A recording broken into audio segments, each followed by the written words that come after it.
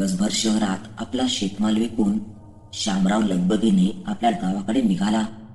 शामराव हा व्यवसायाने भाजी विक्रेता होता. हप्त्यातील 6 दिवस शेतात तो काम करायचा आणि शनिवारी शहरातील आठवडी बाजारात आपला माल विकून उदरनिर्वाह करायचा. हा त्याचा नित्यक्रम.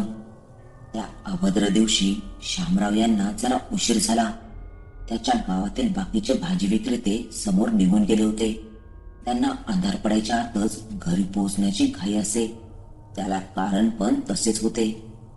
त्याचे गाव शहरापासून 15 किलोमीटर अंतरावर होते. हे अंतर जरी कमी वाटत असले तरी पण खडतर होते. रस्ता अजूनही कच्चाच होता. रस्त्याच्या नावावर एक पाऊलवाट होती. ती पाऊलवाट सागवानाच्या घनदाट जंगलातून जात असे. जंगलाच्या मधोमध एक मोठी नदी होती आणि नदीवर एक जुने ब्रिटिशकालीन पूल होते. त्या पुलाला लोक श्रापित मानत. लोक अमावस्येच्या रात्री त्या पुलावरून जाणे टाळत. गावातील वृद्ध त्या पुलावरून एकटे जाण्यास मज्जाव करत असे. त्यांच्या म्हणण्यानुसार स्वातंत्र्यापूर्वी इंग्रजांनी हे पूल बनवण्याचे काम हाती घेतले होते. त्यासाठी त्यांनी खास बंगालवरून इंजिनियर सत्यजित याला गावात बोलावून घेतले. खांद्यापर्यंत केस, गौरवर्ण, डोळ्यावर व्हिक्टोरियन कालीन चष्मा, पांढऱ्या शुभ्र रंगाचा कुर्ता, धोतर आणि कुर्त्यावर खादीचा जॅकेट असा तो इंजिनियर गावात आला. इंग्रजांनी गावातील विजाला त्याच्या मदतीस ठेवले होते. विलायतीवरून आलेला इंजिनियर म्हणून सत्यजितला पाहण्यासाठी गावकऱ्यांनी गर्दी केली. पण सत्यजित आपल्या कामाशी काम करायचा. लोकांना अभिवादन करून तो विजाच्या घरी निघून गेला. रात्री त्याला त्या गावातील जमीनदाराने जेवायला बोलावले. गावातील जमीनदार नाना हा एक प्रतिष्ठित आणि श्रीमंत आसामी होता. इंग्रजासोबत त्याची मैत्री होती. त्याच्या प्रयत्नामुळेच नदीवर पूल बनत होते. नाईलाजाने सत्यजित आणि विजा नानाच्या वाड्याकडे निघाले. त्या काळी गावात वीज नव्हती. गावाने जणू अंगावर काळोखाचे पांघरूणच ओढले होते. सत्यजित वाड्यावर पोहोचला. वाड्याच्या प्रवेशद्वारावर सुरक्षेसाठी 2 धष्टपुष्ट पुरुष हातात संगिनी घेऊन उभे होते. त्यांना जरा घाबरूनच सत्यजितने आत प्रवेश केला. आत एक 80 वर्षांचा म्हातारा हुक्का पीत होता. तो म्हातारा दुसरा तिसरा कोणी नसून जमीनदार नाना होता. त्याने सत्यजितला जवळ बसवले. आदरातिथ्य केले. पण सत्यजितचे मन तेथे लागत नव्हते. इतक्यातच त्याच्या कानी वाड्याच्या एका खोलीमधून मधुर शास्त्रीय संगीत पडले. सत्यजित नकळतच त्या संगीताच्या दिशेने जाऊ लागला. विजा आणि जमीनदार गावातील गप्पांमध्ये गर्क होते. जरा घाबरतच सत्यजित त्या संगीताच्या दिशेने मार्गस्थ होता. त्या खोलीला दार नसून एक हाताने विणलेला गुलाबी रंगाचा रेशमी पडदा होता. आतमधून मंद उजेड येत होता. त्याने हळूच तो रेशमी पडदा हाताने बाजूला केला. आतमध्ये एक 18 ते 20 वर्षांची कोवळी मुलगी मंद दिव्याच्या प्रकाशात हातात वीणा घेऊन मधुर शास्त्रीय राग गात होती. उत्तर भारतीय पद्धतीची तिची सोनेरी काठाची बनारसी साडी, एका बाजूने समोर घेतलेले लांबलचक केस, कपाळावर मोठी टिकली, गाताना गालावर पडणारी मनमोहक खळी, लहान गुलाबी रंगाचे ओठ असे तिचे मनमोहक रूप होते. पण सत्यजितला तिच्या पाणीदार डोळ्यांनी आकर्षित केले. त्याला ते डोळे पाहून असे वाटायचे की जणू त्या डोळ्यांनी आपल्यामध्ये 18 युगाचे दुःख सामावून घेतले आहे. सत्यजित नकळतच त्या मनमोहक युवतीकडे आकर्षित झाला. सत्यजित तो रेशमी पडदा बाजूला करून आतमध्ये प्रवेश करणार इतक्यातच कोणीतरी त्याच्या पाठीवर हात ठेवला. सत्यजितने घाबरून मागे पाहिले. मागे एक 80 मधील युवक होता. इंजिनियर साहेब, येथे काय करत आहात? घाबरू नका, मी जमीनदाराचा थोरला मुलगा रमेश आहे. त्या युवकाने स्वतःचा परिचय करून दिला. माफ करा, मी या संगीताकडे आकर्षून गेलो होतो, मला भानच राहिले नाही. सत्यजितने रमेशला उत्तर दिले, ते जाऊ द्या, तुम्हाला बाबा जेवायला बोलावत आहेत. असे बोलून रमेश सत्यजितला अक्षरशः ओढत जमीनदाराकडे घेऊन गेला. हॉलमध्ये एका मोठ्या लांबलचक टेबलावर एका कोपऱ्यावर नाना बसून होता. टेबलावर एक विलायतीवरून आणलेले विशाल झुंबर जे पूर्ण हॉलला प्रकाशमान करत होते. विजया नानाजवळ उभा होता. कोठे गेले होते इंजिनियर साहेब? या बसा. ही मेजवानी खास तुमच्यासाठीच आहे. तुमच्यासाठी खास गावरान कोंबडी, तंदूरमध्ये भाजलेले मांस, हैदराबादची बिर्याणी आणि बंगाली मिठाई तयार केली आहे. जमीनदार टेबलावरील एक एक जिन्नस दाखवत सत्यजितशी बोलला. पण सत्यजितचे मन अजून पण त्या मधुर संगीतात गुंतले होते. ती धून काही केल्या त्याच्या डोक्यामधून जात नव्हती. तो काही न बोलता टेबलावर बसला होता. विजा, येणं तू पण, बस जेवायला, सत्यजित विजाला म्हणाला. विजा पण हौशीत टेबलावर सत्यजित जवळ बसला. इतक्यातच जमीनदाराने रागातच विजाकडे पाहिले. कदाचित जमीनदाराला विजाने त्याच्या बरोबरीत बसणे आवडले नसावे. जमीनदारांच्या नजरेतील तो वनवा जणू विजाने ओळखला. तो पटकन उठून बसला. काय झाले विजा? सत्यजितने विचारले. काही नाही साहेब, मला खाली बसून जेवायची सवय आहे. तुम्ही जेवा. मी जेवतो खाली बसून, असे बोलून विजा खाली बसला. सत्यजितला सगळे समजत होते, पण तो काही बोलला नाही. एक एक करून टेबलावर जमीनदाराचे 6 मुले येऊन बसले. सगळे तरुण आपल्या दिशेतील, धिप्पाड देहाचे, गळ्यात सोन्याची आभूषणे, हातात सोन्याच्या अंगठ्या, कुबेरालाही लाजवेल असे त्यांचे ते वैभव होते. चला इंजिनियर साहेब, जेवणाला आरंभ करा. सगळे आले आहेत. जमीनदार म्हणाला. तुमच्या मुलीला पण जेवायला बोलवा ना जमीनदार, खूप सुंदर गातात त्या, सत्यजित बोलला. सत्यजितचे ते बोलणे ऐकून मेजवानीचे वातावरण अचानकच धीरगंभीर झाले. माफ करा, मला काही जरुरीचे काम आठवले, असे म्हणून चमच्यात उचललेला घास खाली ठेवत जमीनदार टेबलावरून उठून निघून गेला. घडलेला प्रकार सत्यजित आश्चर्याने पाहत होता. विजाचा चेहरा पण भीतीने पांढरा झाला होता. इंजिनियर साहेब, आमच्या घरात महिला पुरुष जेवल्यावर जेवण करतात, तुम्ही जेवा, असे बोलून रमेशने गंभीर झालेली परिस्थिती शांत केली. जेवण करून विजा आणि सत्यजित परत गावाकडे जाऊ लागले. विजा, काही चुकले होते का माझे? जमीनदार असे जेवण अर्धवट सोडून रागात का निघून गेला? सत्यजितने विचारले. तुम्ही कुणाच्या बायकोला त्याची मुलगी बोलसाल तर कुणालाही राग येणे साहजिकच आहे ना साहेब, विजा बोलला. काय बायको?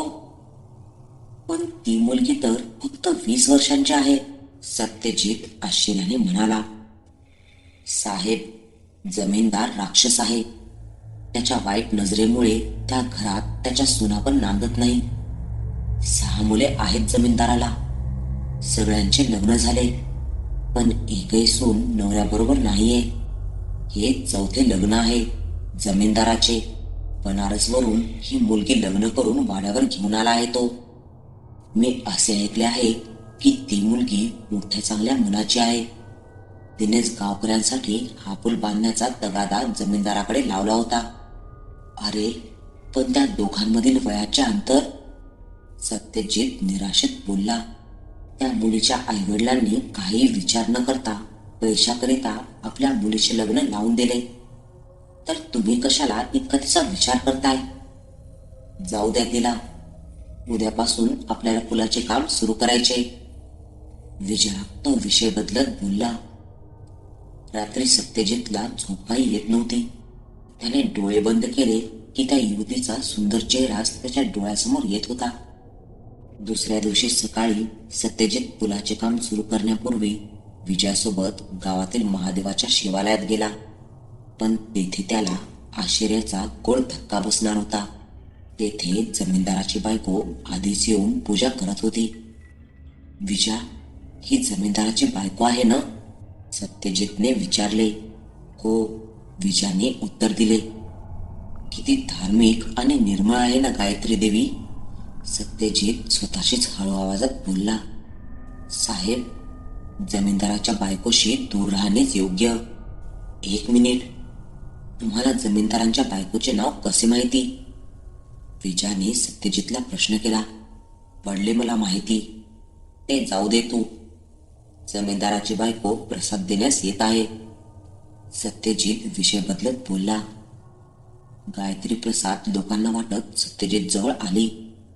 आज तिने कसली रंगरंगोटी केली नव्हती, पण तिच्या चेहऱ्यावरील तेज त्या रंगरंगोटीची भरपाई करत होते. अंगावर पांढरी साडी, छातीवर कसलेली पांढरी चोळी, मोकळे केस, ती एखाद्या योगिनीप्रमाणे भासत होती. खूपच सुमधुर गातात तुम्ही. सत्यजित गायत्रीकडून प्रसाद घेत बोलला. माझ्या कलेची जाण असलेला कोणी या गावात आला आहे याचे मला समाधान आहे. गायत्री एकटेकच सत्यजितकडे पाहत बोलली. साहेब, चला, आजपासून आपल्याला कामाची सुरुवात करायची आहे. सगळे वाट पाहत असतील. विजा सत्यजित आणि गायत्रीची एकरूप झालेली नजर तोडत बोलला. हो, जाऊ आपण. नाहीतरी दोन कलाकारांना कोठे हा जग निवांत बोलू देणार. सत्यजित खंत व्यक्त करत बोलला. तुम्ही पण सरस्वती मातेचे उपासक आहात? गायत्रीने सत्यजितला प्रश्न केला. हो, मी हिंदुस्थानी संगीतात विशारद आहे, सत्यजित बोलला. हे ऐकून गायत्रीने सत्यजितला क्षणभर कौतुकाने पाहिले आणि ती समोर निघून गेली. सत्यजित तेथे स्तब्ध उभा झाला. गायत्री एक वेळ मागे वळून पाहिल या आशेने. सत्यजित तिच्याकडेच बघत उभा राहिला. गायत्रीने पण त्याला निराश केले नाही. तिने स्मित हास्य करत सत्यजितकडे वळून पाहिले. नंतर सत्यजित पुलाचे काम करण्यासाठी नदीवर गेला. गावकऱ्यांच्या साक्षीने पूजा करून पुलाचे काम सुरू झाले. गावातील पुलासोबत सत्यजितने आपल्या हृदयापासून गायत्रीच्या हृदयापर्यंत प्रेमाचे पूल बांधण्याचे काम देखील हाती घेतले. सत्यजित रोज सकाळी कामावर जाण्याच्या पहिले मंदिरात जायचा. तेथे त्याची गायत्रीबरोबर भेट व्हायची. पहिले त्यांची ओळख झाली, नंतर ओळखीचे रूपांतर मैत्रीत झाले. मैत्री कधी प्रेमात रूपांतरित झाली त्यांना कळलेच नाही. कालांतराने ते मंदिरामागील जंगलात भेटू लागले. गायत्रीच्या मांडीवर आपले डोके ठेवून सत्यजित सुमधुर संगीताचा आस्वाद घेत असे. दोघे प्रेमरसात पार बुडून गेले होते.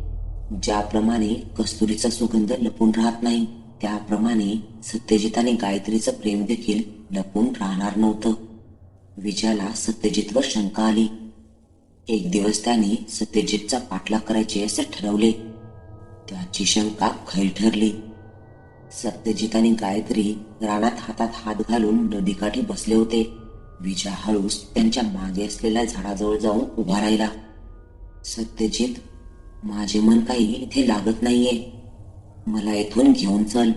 गायत्री सत्यजितकडे हट्ट करू लागली. ओ प्राणप्रिये, मला पण तुझ्याबरोबर माझे आयुष्य घालवायचे आहे, पण माझी इतकी ऐपत नाहीये. इथून पळून गेल्यावर आपण जगणार कसे? सत्यजित म्हणाला. त्याची काळजी तू करू नकोस. हे घे, मी जमीनदाराच्या घरातील सगळ्यात मौल्यवान वस्तू घेऊन आले आहे. यात आपला उदरनिर्वाह होऊन जाईल. गायत्री एक लाल रंगाची थैली त्याला देत म्हणाली. विजा मागे उभा राहून सगळं ऐकत होता. इतक्यातच त्याच्या पायात काटा रुतला. आवाज झाला. दोघांनी मागे वळून पाहिले, पण विजा मोठ्या शिताफीने झाडामागे लपला. जा आता तू घरी, मी ह्या मौल्यवान वस्तू लपवतो. उद्या रात्री आपण इथून पळून जाऊ. दबक्या आवाजात सत्यजित बोलला. दोघे निघून गेले. इकडे विजा फार आनंदित होता. सत्यजित रात्री सोने, मौल्यवान वस्तू घरी घेऊन आल्यावर आपण तो चोरणार असे तो विचार करत होता. रात्री दिवसभर दमून सत्यजित लवकरच झोपी गेला. तो झोपताच विजा व त्याच्या बायकोने सत्यजितच्या खोलीत प्रवेश केला. ते आवाज न करता ती लाल थैली शोधू लागले, पण त्यांना काही ती थैली सापडली नाही. विजा रागातच वाड्याकडे गेला आणि रात्री उशिरा घरी परतला. सकाळ झाली. सत्यजित तयार होऊन मंदिराकडे जाणार इतक्यातच त्याच्या खोलीत गावकरी घुसले. गावकऱ्यांचे नेतृत्व जमीनदाराचा मुलगा रमेश करत होता. गावकरी सत्यजितला ओढतच पुलाजवळ घेऊन गेले. माझी चुकी काय आहे? सत्यजितने गावकऱ्यांना विचारले. आधी तोंडवर करून आम्हालाच विचारतो. तू गावच्या एका वैवाहिक स्त्रीला फसवले. तिच्याकडून तिच्या पतीची म्हणजे जमीनदाराची हत्या करून घेतली. जमीनदाराचा मुलगा रमेश म्हणाला. हो, करतो मी प्रेम गायत्रीवर, पण आम्ही कुणाचाही खून केला नाही. सत्यजित म्हणाला. कुठे बोलतोय हा? काल यानेच विषाची एक बाटली गायत्रीला दिली होती जमीनदारांच्या जेवणात कालवायला, आणि आज रात्री ते पळून जाणार होते. मी माझ्या डोळ्यांनी पाहिले आहे आणि कानाने ऐकले आहे, विजा म्हणाला. गावकऱ्यांना विजाचे बोलणे खरे पटले. त्यांनी सत्यजितला दगडाने ठेचून ठार मारले. पण सत्यजित इंग्रजांनी पाठवलेला इंजिनियर होता. आता पोलीस चौकशी करतील, वाद होईल, म्हणून त्यांनी सत्यजितच्या शरीराचे तुकडे केले आणि ते रेती, सिमेंट याबरोबर कालवून काम सुरू असलेल्या पुलाला लावून टाकले. पुलाचे काम करणारे कारागीर पण गावकरीच होते, म्हणून ही गोष्ट गावातच राहणार होती. त्यानंतर गावकऱ्यांनी आपला मोर्चा गायत्रीकडे वळवला. जमीनदारांच्या अंतिम यात्रेसोबत तिला फरफटत स्मशानात नेण्यात आले. माझा सत्यजित कुठे आहे? ती जीवाच्या आकांताने ओरडत होती. गावकऱ्यांनी मृत जमीनदाराला चितेवर झोपवले. सोबत जबरदस्तीने गायत्रीला पण चितेवर हातपाय बांधून बसवले आणि चिता पेटवून दिली. गायत्रीच्या किंचाळीने पूर्ण आसमंत गुंजून निघाले. ती कशीबशी त्या जळणाऱ्या चितेमधून बाहेर पडली. तोच गावकऱ्यांनी बांधून तिला परत आत चितेत लोटले. ती किंचाळत राहिली आणि शेवटी, मी तुम्हाला कोणालाही सोडणार नाही, मी बदला घेईल, असे बोलून ती शांत झाली. आता वर्तमानात गायत्री आणि सत्यजितची कथा आठवून श्यामरावच्या कपाळावरून भर थंडीत घामाचे लोट वाहत होते. गायत्रीच्या शापानंतर जमीनदाराचे एक एक करून 5 मुले त्या पुलावर मृतावस्थेत सापडले. पण थोरला मुलगा रमेश काही घातपात होण्याच्या आतच आपल्या बायकोच्या गावात पळून गेला. विजा पण आपल्या घरात मृतावस्थेत सापडला होता. त्याचा मुलगा मुकुंदा, तो पण त्या पुलावर पागल झाला. आज पण रात्री त्या पुलावर गायत्री येते असा गावकऱ्यांचा समज आहे. रात्री पुलावर येऊन ती नखाने पूल कोरते आणि पुलात गाडलेला आपला सत्यजित शोधते असे गावकरी म्हणतात. श्यामराव पुलाजवळ पोहोचला. खरंच त्या पुलाला कोणीतरी हाताने कोरून सिमेंट काढले आहे असे दिसत होते. नदी खळखळून वाहत होती. पुलाच्या सुरुवातीला डावीकडे एक विस्तीर्ण चिंचेचे झाड होते. त्या झाडाखाली येताच श्यामरावची सायकल पंक्चर झाली. श्यामराव नाईलाजाने खाली उतरला. त्याच्याजवळ एक टॉर्च आणि एक हँडबॅग होती. श्यामरावने टॉर्च सुरू केली. ती अमावस्येची काळ रात्र होती. तो सायकल घेऊन समोर चालू लागला. त्याने चिंचेचे झाड पार केले. वातावरणात एक विचित्र शांतता त्याला जाणवत होती. थोडे अंतर चालल्यावर त्याला मागून कोणातरी स्त्रीच्या पैंजणांचा आवाज आला. आता तर भीतीने श्यामराव स्तब्ध झाला. पुलावर धुके पडू लागले. जवळचे पाहणे देखील कठीण झाले होते. श्यामरावने आपली सायकल तेथे स्टँडवर लावली आणि मागे वळून पाहिले. कोण आहे तेथे? तो जरा घाबरतच ओरडला. धुक्यामुळे काही स्पष्ट दिसत नव्हते, पण चिंचेच्या झाडाखाली एक काळ्या रंगाची सावली त्याला उभी दिसली. गायत्री, गायत्री आली असे ओरडून श्यामराव गावाकडे जाण्यास वळला. पाहतो तर काय, ती स्त्री त्याच्या मागे सायकल जवळ उभी. अंगावर जळून चिटकलेली बनारसी साडी, हातात बांगड्या, समोर घेतलेले जळालेले केस, विद्रूप झालेला चेहरा, बाहेर आलेले डोळे. हा सर्व अवतार पाहून श्यामराव जोरात किंचाळला. तो शेवटचाच.